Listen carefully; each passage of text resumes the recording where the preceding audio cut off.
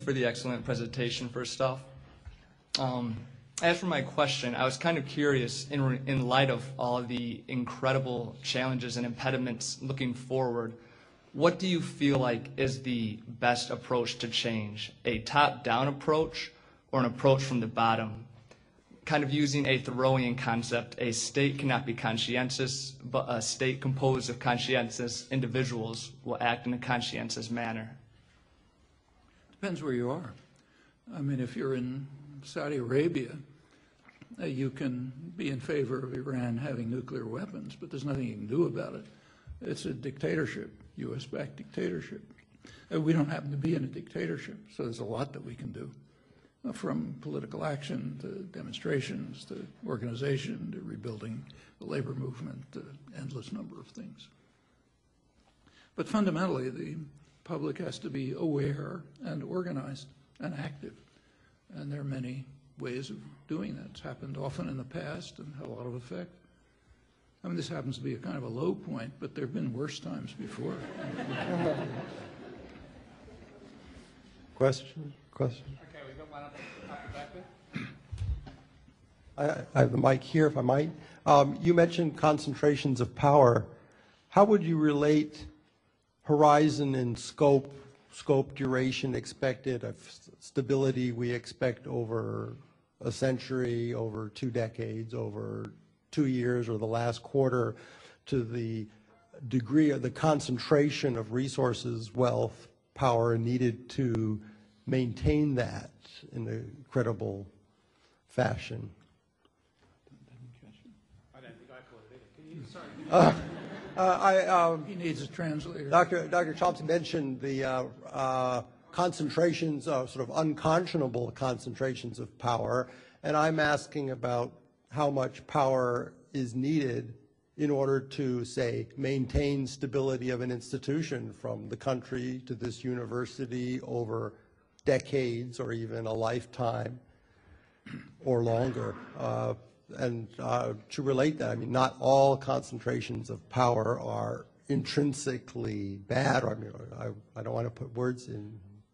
I want to ask the question rather than... Concentrations of power typically act the way Adam Smith said. They typically work to make sure that their own interests are peculiarly attended to, however grievous the impact on others. I was hoping to address systemic risk, partly from systemic risk. I mean, what resources are necessary to effectively regulate, say, systemic risks over the nation or over a century? What should be done in various ways is to diffuse power. I mean, as long as you have centralized power, you can be pretty sure it's going to do things in its own interest, which will only accidentally be in anyone else's interest. So therefore, power should be diffused. That's what democracy is supposed to be about. Yeah. And I guess it has been limited now. We haven't time for a debate at the moment. We can only take one more question, I'm sorry, up the back. Hi. Excuse me. We're faced with this destructive juggernaut, and there's a growing sense that time is running short with global warming, corporate control of our government and other governments. And I wonder if you believe that nonviolence is capable, a nonviolent approach is capable of saving the day, or do we need to expand our strategies to encompass other tactics? Well, now we're back to Confucius. If a nonviolent approach is not capable of doing it, we might as well kiss each other goodbye, because there's no question that a violent approach won't work. In fact, a violent approach violence is exactly what systems of power want. You're moving to the arena where they dominate. I mean, I remember debating this with kids in the 60s who you were going out to demonstrations and wanted to wear helmets because the police are going to attack. And what I argued, and I think is correct, is that you shouldn't. I mean, if you wear a helmet, they're going to come back with assault rifles. And if you have an assault rifle, they're going to come back with tanks.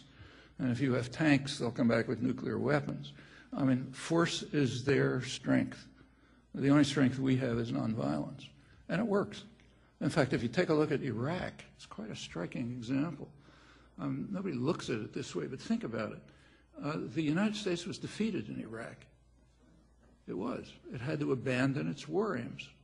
And if you look at the record, step by step, the United States had to back down. It had to permit elections, which it tried to bar in all sorts of ways.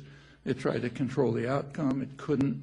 As late as January 2008, that late, George Bush announced that he finally announced the war. By the end, they were announcing the war aims specifically, explicitly. No more fooling around about democracy and so on.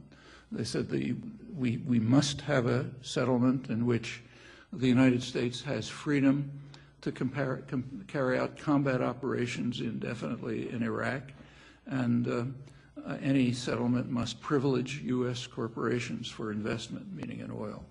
That was January 2008. Had to back down on that. The Forces Agreement back, at least formally, they backed down on it. Obama's at least formally living up to the Bush agreements. Every step of the way, the Iraqi victory was based on nonviolence. The insurgents were never a problem. The U.S. can kill insurgents easily, no matter how many there are, for the same reason I mentioned. So that's okay. That's the comparative advantage of a powerful state. But they could not deal with 500,000 people in the streets, called out by Ayatollah Sistani and so on. So step by step they had to back down. It ended up with a U.S. defeat, which is quite unusual. A state this powerful fighting a non-existent country is almost never defeated, but it was in this case. And it's not the only case. I mean, if you look at the achievements and there are a lot of achievements of the past, even the past generation, civil rights movement, women's rights, anti-war movement, a lot of things have happened, all nonviolently. That's the only domain in which the population can hope to prevail. So going back to your question, if nonviolence doesn't work, well, like I said, kiss each other goodbye. Thanks very much.